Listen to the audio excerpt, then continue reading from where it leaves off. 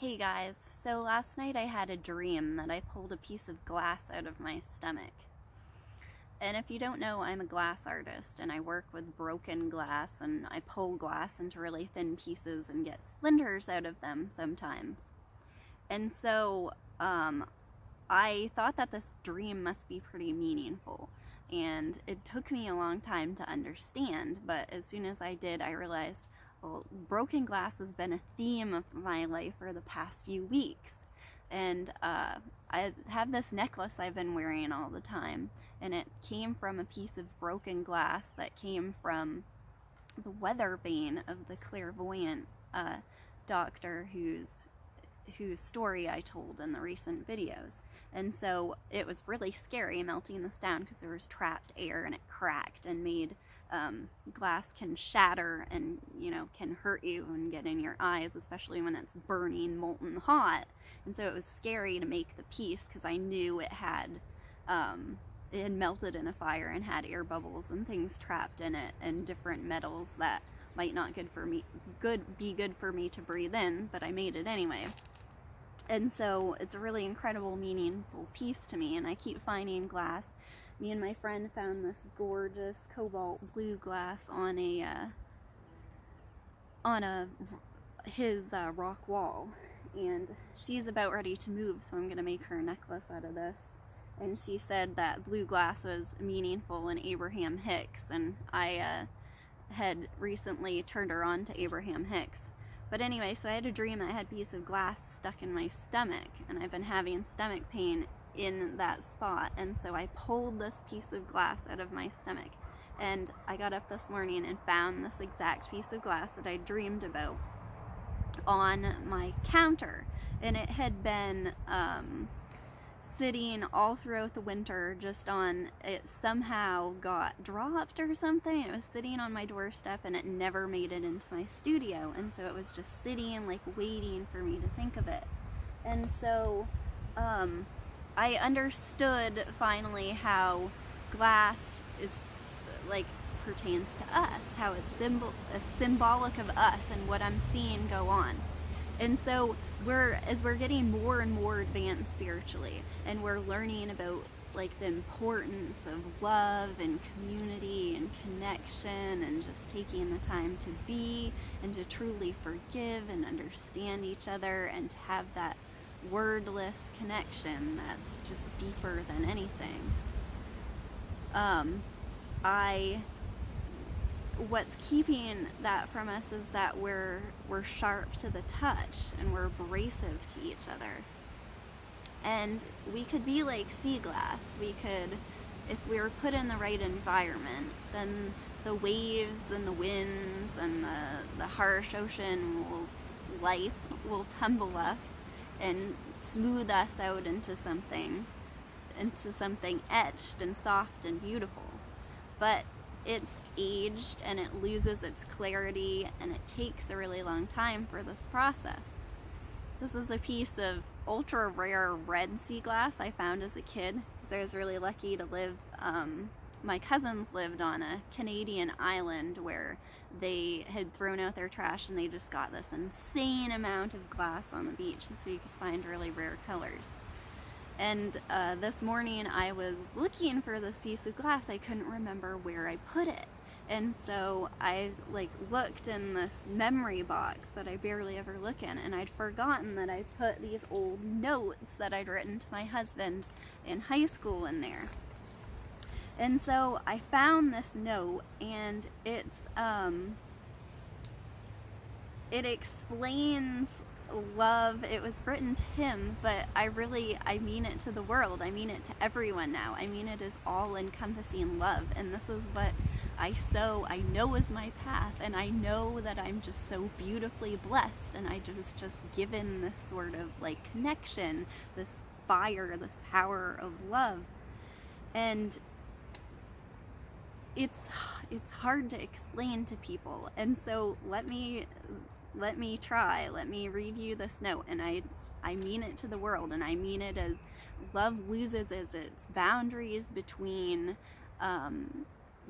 everything. Love is like the light of the sun. It falls on on everything equally, and it's like nature, and it's cruel. It burns us sometimes, but it's everything. And love is the fire that will melt us down. We don't have time for life to turn us into sea glass. Then we can be clear. We can be completely clarified by the fire and smoothed out and rounded.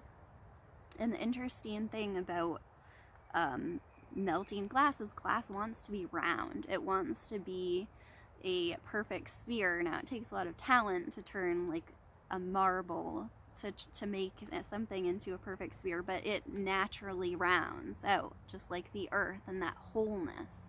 And so this spirituality, this refinement with fire, that's what we want, is wholeness, and to lose our sharp edges. And so when we interact with each other and we are abrasive, and certain people, they don't seem to resonate with us and everything, that's just showing us how sharp our edges are.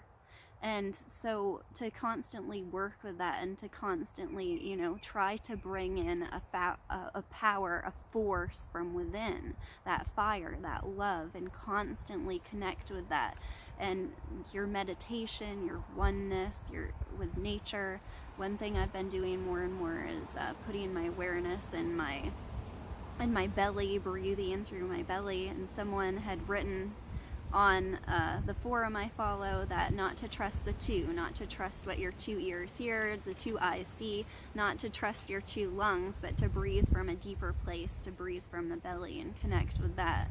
And so when we are interacting with people, when we're watching a teaching that doesn't truly, instead of being in our head and seeing something like might be jealousy, I've had jealousy of certain teachers that have kept me from appreciating what they had to teach me. Or do we just seem like they have ego? It gets really tricky when you get through this work a certain place to tell what seems like ego, because as you're refined, as you take your shape in the fire, you have such a strong confidence, a strong knowing, and that it can come off like ego. But we all have this beautiful purpose in life. That's what creation is. That's what the manifestation is. And so I cannot be a Wall Street hedge fund manager, and I can't create all of the things I use in life, and that is wholeness and connection and appreciating that. And so let me just read you this note now. So I'm assuming that my husband at some point asked why I love him and wanted to know why. So he wants to know why I love him. He wants me, an artist, loving everything beautiful and free, to explain to him what I see in him. I think of the beautiful delicacy of a lady slipper deep in the woods, growing where the earth is cool, and the tall, beautiful trees shield its jewels beneath from its harsh burning light. I think of the beauty of the sky, huge and unreachable, above, colored and expressing beauty, majesty, power, and all feelings alike no earthly artist could paint. I think of the stars on a clear night, deep and distant, reminding me of the power of God and the insignificance of earth. I think of my incapability to put into words all the things that describe them. There are no words I know in my heart, in all the languages on earth. Even if I knew them all, it would be a waste to try to describe. I think of your eyes, your gentle voice, your touch. I remember our conversations, my dreams. I consider your faith, your patience, your resolve, your truthfulness, your independence, and your dependence. I think of your love. How can I tell you how much I love you? You'll see someday. So if you don't know that feeling, if you can't connect with it right now, I feel like a Disney princess. There's beautiful birds all around me right now.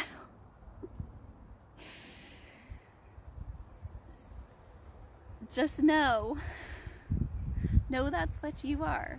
And sometimes we're connected with it, and sometimes we're disconnected.